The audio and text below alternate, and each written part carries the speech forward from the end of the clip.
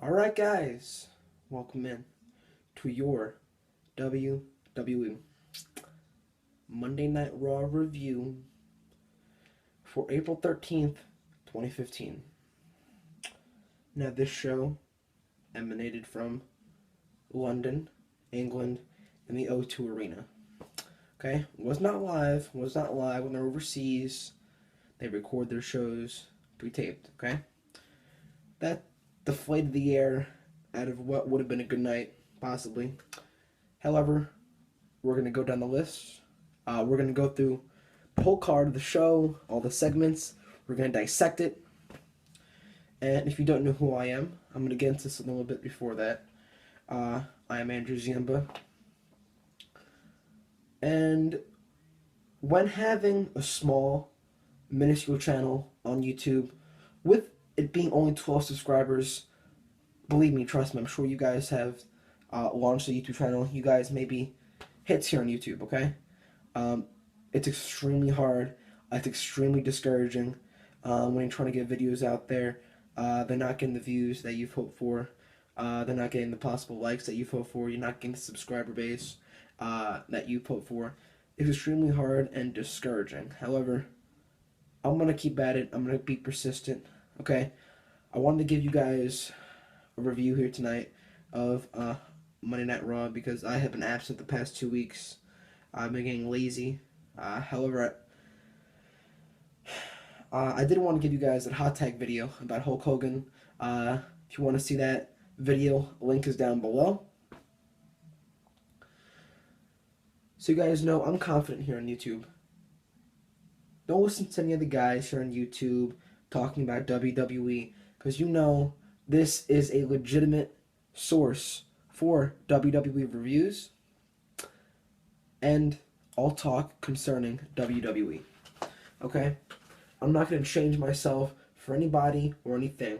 When you hear me talk here on YouTube, you know that when you look up my name, Andrew Ziemba, you're going to get 100% legitimate talk, no bullshit, okay, about the WWE, alright? You're going to get 100% all me, alright? For the first time, if I come on my YouTube channel and I'm fake, I'm going to quit my channel. I'm never going to come on here and say something where I don't believe in it, okay, guys? I'm just Andrew Ziemba. If you guys like it, that's perfect. Join the party, alright? Let's get that channel to grow. If you don't like it, well, I'm sorry to hear that. I'm sorry to say we're not going to change the ways. If you don't like it, just don't watch. I can't say anything else. I've learned from very early on, you can't please everybody. So I'm not trying to please everybody. Okay? Now, enough of me bullshitting, right? We're going to get into the show. Now, the theme for this Monday Night Raw seemed to be very short matches with with an emphasis on the very questionable booking. Okay, we're going to start the show off with John Cena and Wade Barrett. So, cue John Cena's music. He has, and the past few weeks the crowd has been, letting Cena have it with John Cena sucks. So, man, this London, England crowd here at the O2 Arena, they let Cena have it. Last night on Monday Night Raw, they let Cena have it. They didn't give him an inch. They booed him out of the building. Of course, he got some cheap pops with the whole WrestleMania.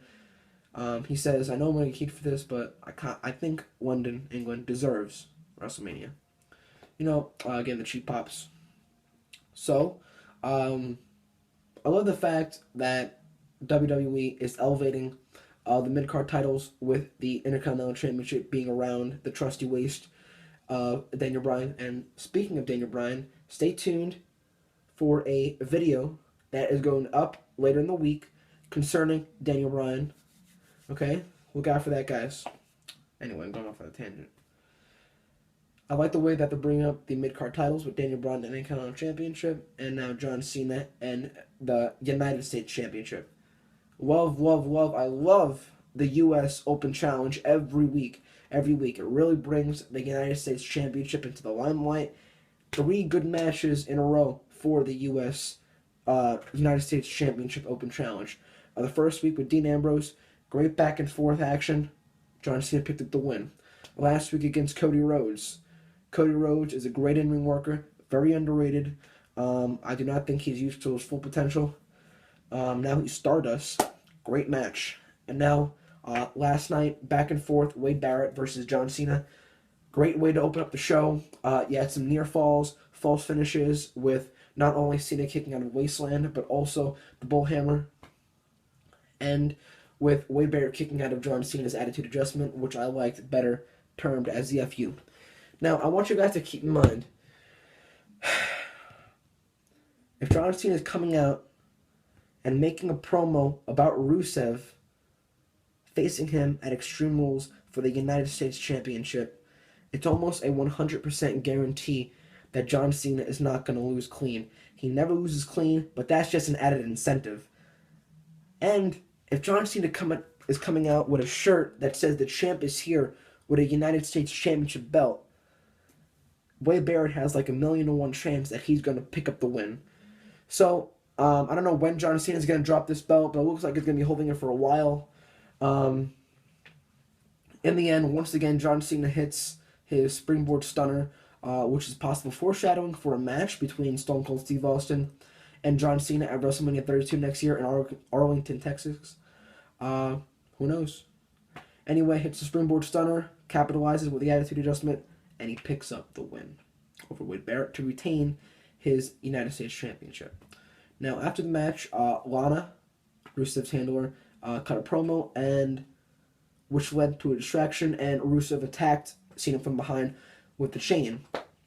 This introduced a Russian chain match, which I kind of like this angle.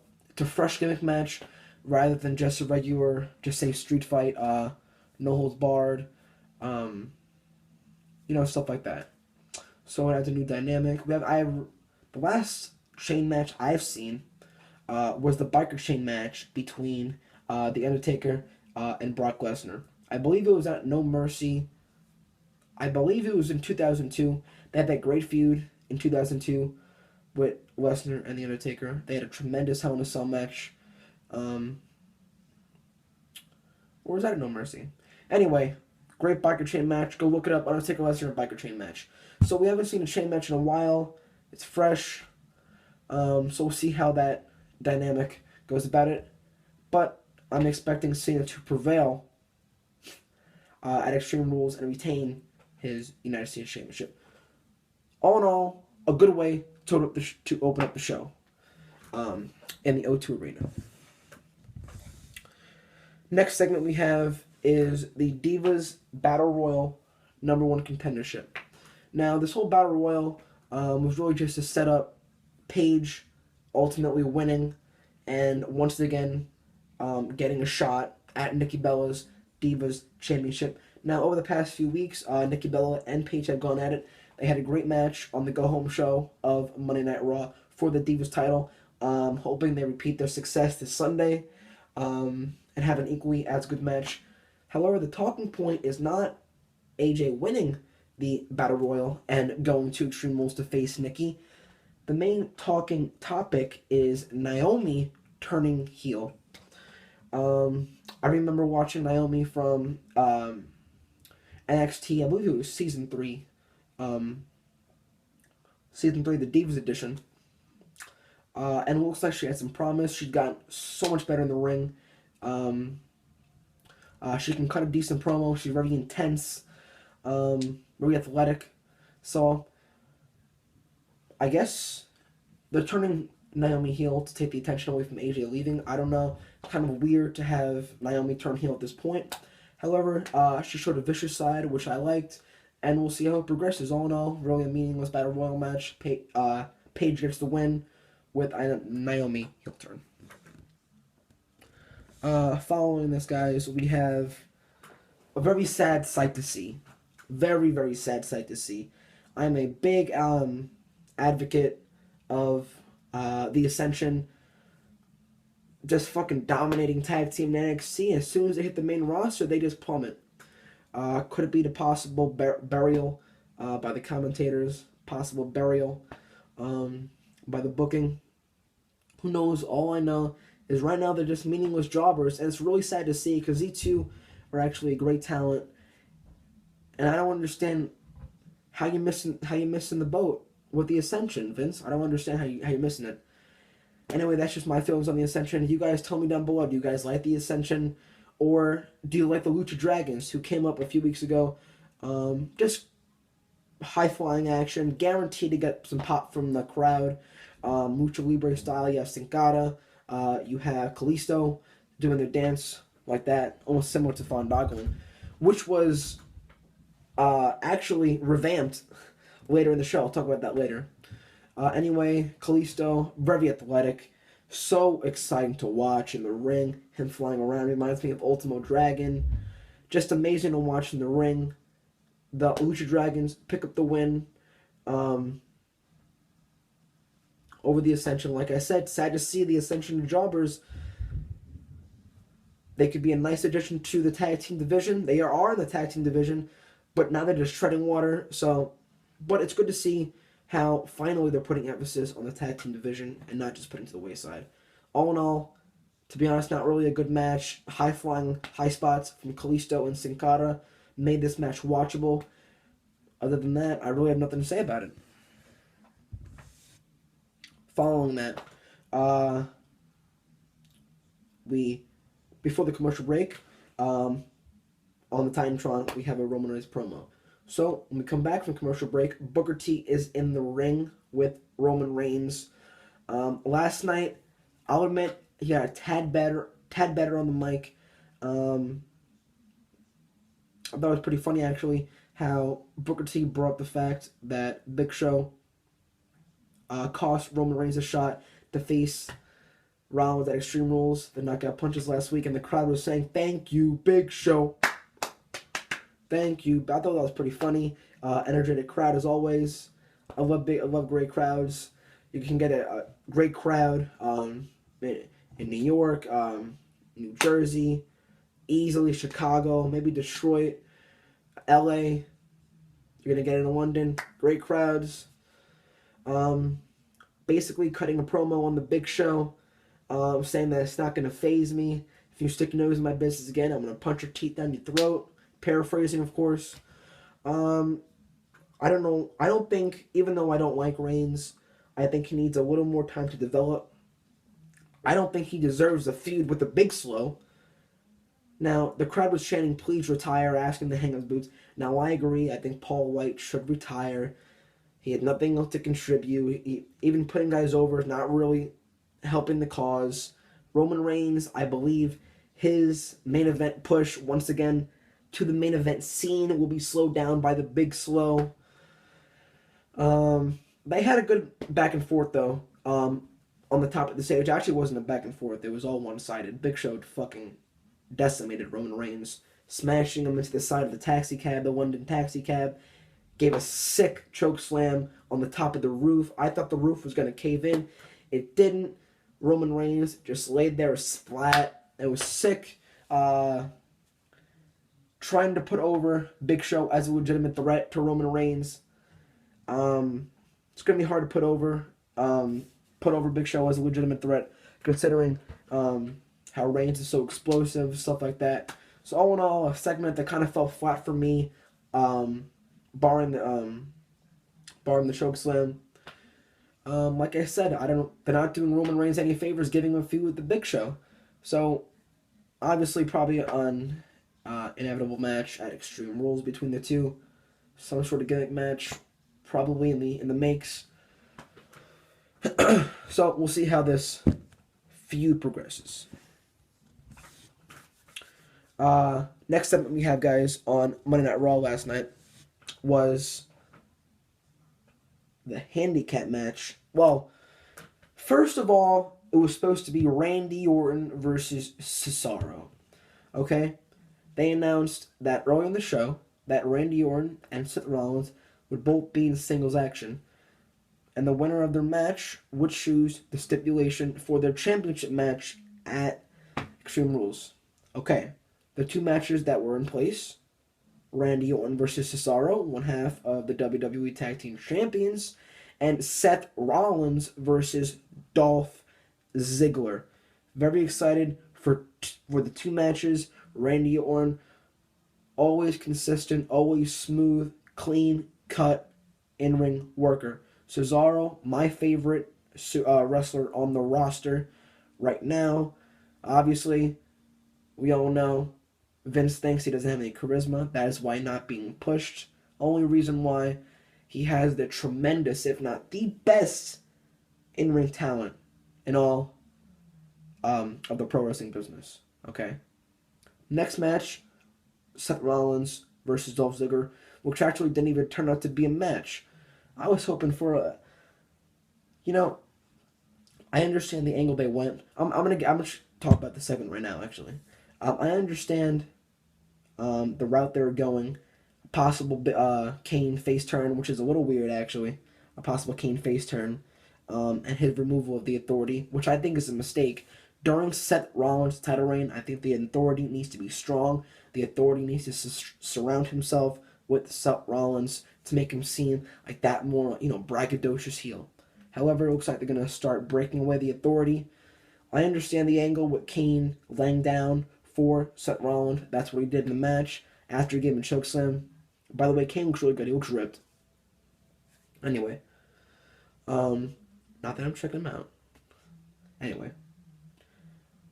I don't see the problem with Dolph Ziggler and Seth Rollins going one-on-one in a 15-minute match. I don't see the problem with that. Seth Rollins, I had him booked to win anyway. I don't really see the problem with that. I was excited for a possible match between the two.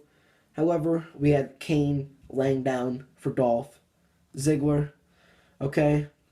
Kane having a lot of pride, but he's doing what's best for business, being heavily influenced by the Big Show, and actually had a talk with Daniel Bryan backstage. Kane getting the main event spotlight on him. I don't know why. Here on Monday Night Raw. But possible face turn is in the making. Kane lays down Seth Rollins, gets the victory. Okay. Now ask for Randy Orton versus Cesaro. I was expecting an equally 15-minute match, back and forth, old school style wrestling. But what do we get? 2 minutes into the match, Tyson Kidd involves himself, disqualification. I was fucking pissed at that point, because I was saying, what the fuck? I'm looking for a match. Kane comes out, okay, says I'm not going to let this end on a disqualification, and he makes it a 2-on-1 handicap match. Do you guys remember when I said at the beginning of this review, when I said very, very, very, emphasis on the very questionable booking? Now, Randy Orton, Cesaro, going 15 minutes, okay? Hard-fought victory for Orton. Doesn't make Cesaro look any less of a superstar that he is, alright? He loses in a hard-fought match, alright? But instead, you have Randy Orton bury the tag team champions in less than 6 minutes. Are you fucking kidding me? Bury the tag team champions? Yes, they are the tag team champions, but the fact that they lost and they couldn't beat Orton with a 2-on-1 advantage, that shows really how WWE places them in the grand scheme of things. Nevertheless, Randy Orton picks up the victory. Springboard RKO, looking to get a cheap pop from the crowd. Orton moves on. Both men get to choose their stipulations, and I'll talk about their confrontation at the end of this review. Following this segment, the handicap match, we just had a string of short matches. This match, Dean Ambrose versus Adam Rose. We had Dean Ambrose off television for a couple weeks due to the injuries he sustained. A sick powerbomb through the ladder at WrestleMania. Sick powerbomb through the announce table on SmackDown the following Friday. So the injury angle, Dean Ambrose out of action. Okay? Came back facing Adam Rose. This match was only set up, was only one purpose, was to show that Roman Reigns was back, and Roman Reigns is back with, not Roman Reigns, Dean Ambrose is back with a vengeance, okay? Dean Ambrose and Luke Harper going one-on-one at Extreme Rules, if it's not announced already, by the way, nothing special about the match, just to set up Dean Ambrose. Now the match with Luke Harper, another short match, I forget who he faced. Last night, Luke Harper, actually I don't think he fit. Excuse me guys, what the fuck is going on? You know what? Anyway, Luke Harper and Dean Ambrose got into it, a brawl, back and forth. Luke Harper, being the chicken shit heel, he leaves, okay? Setting up a feud between these two. Luke Harper facing Dolph Ziggler in a ladder match at TLC. Those two going back and forth. Great feud. These seem like they were perfect opponents for each other. Now, I think Dean Ambrose and Luke Harper will have similar chemistry in the ring, okay? After the match, nothing special. Same with the next match with Fandango and Stardust. Nothing special here. Get the fuck off my TV screen, Fandango. Anyway, he starts the Fandangoing chant. Bum, bum, ba-dum, ba-dum, ba-dum, ba. Ba-da-da-da. Trying to start that shit up again. I don't know really why the crowd went along with it. I guess it was a cool moment to see. Whatever. Then we have, once again, emphasis on the very questionable booking. Damien Sandow, not Mizdow, Sandow, very over with the crowd. Finally gets a chance to get a win over The Miz. And it's a meaningless 2-minute match. You get the cheap roll-up. Now, I'm a little confused on why WWE would decide to have finally the big payoff win for Mizdow on free television rather than having them wait and have a big payoff at Extreme Rules. Okay? A little confusing to me. Now you have no hype for finally Mizdow getting his revenge. Very questionable by the WWE booking team. Whatever. That's Luke Harper versus Ryback. Their match, once again, another short, meaningless match, only to set up Dean Ambrose and him having a confrontation. Nothing special in the match at all. Very slow night for my Night Raw, to be quite honest with you. Alright. Last match, it turned out, of the night, the main event match, Dolph Ziggler coming out, issuing an open challenge to anyone in the back who wants to face him. And who answered that open challenge? None other than the man that gravity forgot, Adrian Neville. Adrian Neville comes out, had a great match last week against Seth Rollins, okay? Now, he's been losing quite a lot. However, he's just looking he's been elevated in defeat. He's looking so strong in defeat. Now, this match was a little short for my liking. However, it was a fucking spot fest. Now, when Neville walked that barricade, keep in mind, folks, Justin Gabriel, when he did the 450 splash from the top rope, he actually had a little more height. This is a 4-foot high barricade, and he did a 450 splash on Dolph Ziggler on the floor. Holy shit, the athleticism. And the fact that Neville is in these feuds with the WWE World Heavyweight Champion, Seth Rollins, former World Heavyweight Champion, Dolph Ziggler. They really think, they're really going behind Neville. They think he's going to be a huge star, which he definitely is going to be a huge star. I love the fact that they're going behind this young man. He has had some great showings. He has really capitalized on the spot that he has been given on Monday Night Raw. In the end, Dolph Ziggler wins with a zigzag. And, Dolph Ziggler's DDT in midair. Wow, Neville sold the fuck out of that DDT. He fucking implanted him. That was an RVD type sell with that DDT. That was gorgeous. Great back and forth match. A little short for my liking. Dolph Ziggler gets the win. Now, guys, we have the main event segment for Monday Night Raw. We have Seth Rollins and Randy Orton. Now, the stipulation that Seth Rollins has chosen for their match, trying to put over the fact of Rollins' intelligence, Randy Orton's RKO is banned from their match at Extreme Rules. Okay? Yeah, very intelligent, very brilliant, some might say. Randy Orton's stipulation, saying that Rollins' greatest asset is having the authority. So with the steel cage, it's just Randy Orton and Seth Rollins stuck inside to see who the better man is. Obviously, it's going to be Seth Rollins retaining his championship at Extreme Rules in some sort of cheap, nefarious way. Possibly looking to get to the door. Randy Orton's about to go through it. The door smashes. Whatever they're going to do, all I know is Rollins will retain his championship at Extreme Rules. I'm expecting a good match between these two. A little short match at WrestleMania. I'm expecting this match to be a little bit better. Okay? All in all, not very good Monday Night Raw. I don't want to say it sucked. Borderline sucked. But nowhere close to my standards. Just based on